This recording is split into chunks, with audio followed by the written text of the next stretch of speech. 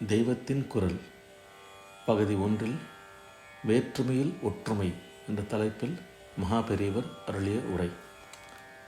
வர்ண தர்மத்தை பார்க்கும்போது எனக்கு ஒன்று ஞாபகம் வருகிறது. முதலில் ஆகாய கப்பலில் காற்றுப்பையை ஒன்றாக அமைத்தார்கள்.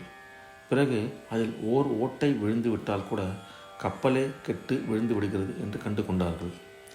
அதனால் சிறிது சிறிதாக பல காற்றுப்பைகளை வைக்கலானார்கள். தனித்தனியாக இருந்தாலும் எல்லாம் ஒரே இடத்தில் நெருக்கியிருந்து ஒன்றையே தாங்கிக் கொண்டிருந்தன. கப்பல் பழுதடையாமல் இருந்தது. இதுவேதான் நம் மதத்தில் தனித்தனி தர்மம் என்று பிரித்து வைத்திருக்கிற ஏற்பாடு. வேற்றுமையில் ஒற்றுமை என்பது இதுதான், யூனிட்டி இன் டைவர்சிட்டி.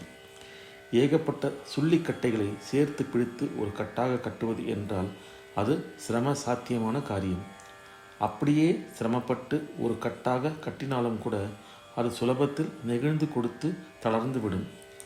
முதலில் ஒரு சொல்லியை ஆட்டி எடுக்கிற மாதிரி நெகிழ்ச்சி ஏற்பட்டு விட்டாலே போதும். அந்த ஒன்றை எடுத்ததால் தளர்ச்சி ஜாஸ்தியாகி இன்னொரு சொல்லியை சுலபமாக உருவிவிடலாம். இப்படி 2, 3 என்று எடுத்து விட்டால் அப்புறம் கட்டு ஒரேடியாக தொளதொளவென்று தளர்ந்து போய் அத்தனை சொல்லிகளும் தனியாக விழுந்துவிடும். மாறாக முதலிலேயே அத்தனை சொல்லிகளையும் ஒரே கட்டாக கட்டாமல் கைக்கு அடக்கமாக 10, 15 என்று சேர்த்து சின்ன சின்ன கட்டுகளாக போடுவதாக வைத்துக் கொள்ளுங்கள். இது ஒவ்வொன்றும் கையடக்கமாக இருப்பதால் தளராதபடி நல்ல பிகுவாக கட்டிவிட முடியும். அப்புறம் இந்த சின்ன சின்ன கட்டுகளை எல்லாம் சுலபத்தில் ஒன்றாக அடுக்கி எல்லாவற்றையும் சேர்த்து ஒரு பெரிய கட்டாக போடலாம். ஒட்டுமொத்தமாக அத்தனை சொல்லிகளையும் வைத்து போடுகிற கட்டை விட இப்போது நாம் போடுகிற பெரிய கட்டு இன்னும் விரைப்பாக உறுதியாக இருக்கும். அது மட்டுமில்லை, இந்த பெரிய கட்டு கொஞ்சம் தளர்ந்து கொடுத்தால் கூட ஒரு தனி சொல்லி விழுகிற மாதிரி சின்ன சொல்லி கட்டு விழாது. அதாவது பெரிய கட்டு பந்தோபஸ்தாகவே இருக்கும், என்றைக்கும் அது கட்டு விட்டு போகாது. சின்ன கட்டுகளில் எதுவோ ஒன்று தளர்ந்து கொடுக்கிறது என்று வைத்துக் கொள்ளுங்கள். அப்போது கூட அதிலுள்ள சுழிகள் மட்டும் விலகுமே தவிர மற்ற கட்டுகள் எல்லாம் அப்படியே பத்திரமாக இருக்கும். அவற்றுள்ள சுள்ளிகள் கொஞ்சம் கூட கலகலத்து போய்விடாது. ஒரு பெரிய ஜனசமூகத்தை ஒரே அமைப்பில் போட்டு கட்டுகிறேன் என்றால் அது முடியாத காரியம். ஆண்டளிக்க முடியாத சமுதாயத்தை யார் எப்படி கட்டுப்பாட்டில் வைத்து நிர்வகிப்பது? இதற்காகத்தான் ஒவ்வொரு தொழிலை செய்ய பரம்பரையாக ஒரு ஜாதி என்று பிரித்து தனித்தனி கட்டுகளாக வைத்தார்கள். இதில் இருக்கிற கட்டுக்கோப்பை யாரும் புரிந்து கொள்ளலாம். ஒவ்வொரு வர்ணத்தினரும் சிறு கட்டுகளாக ஜாதிகளாக பிரிந்தார்கள். அவரவருக்கும் ஜாதி நாட்டாண்மை என்று ஒன்று இருந்தது. அந்தந்த நாட்டாண்மைக்காரர்கள் தங்கள் சமூகத்தினர் ஒழுங்கு தப்பினால் அவர்களை தண்டித்தார்கள். இப்போது சர்க்கார் கூடத்தான் ஜெயிலில் போட்டு சிக்ஷிக்கிறது.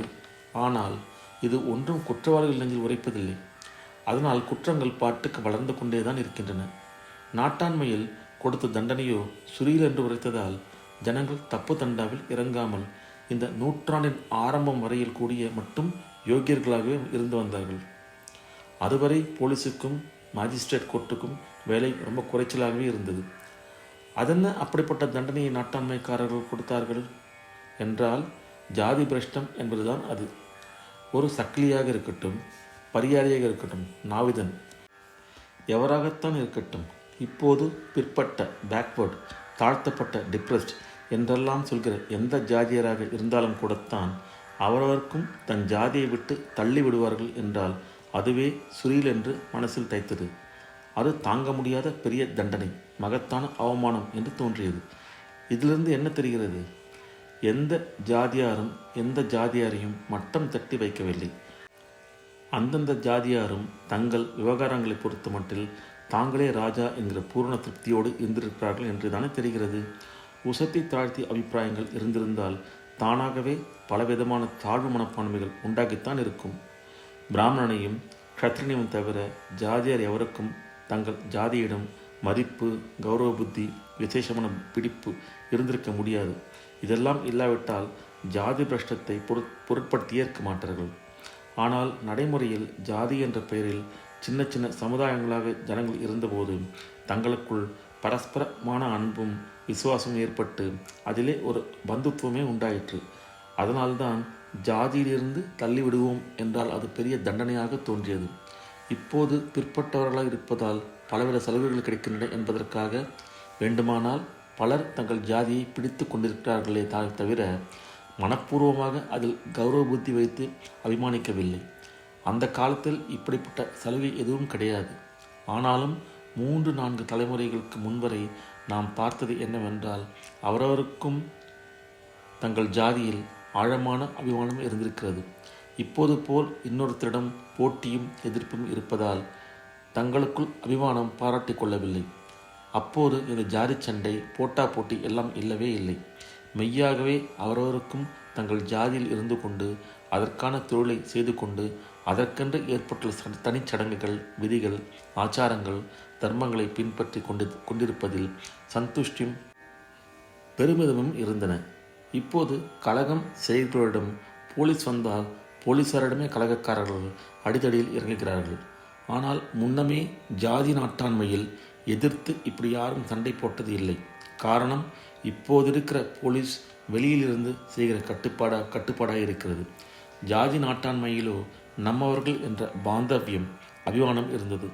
இதனால் ஆயுத பலமும் படைபலமும் இல்லாமலே அன்றைய நாட்டாண்மை இன்றை விட வெகு சிறப்பாக குற்றங்களை குறைத்து வந்தது.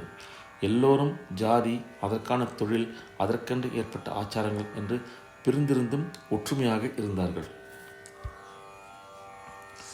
ஓம் நம சிவாய.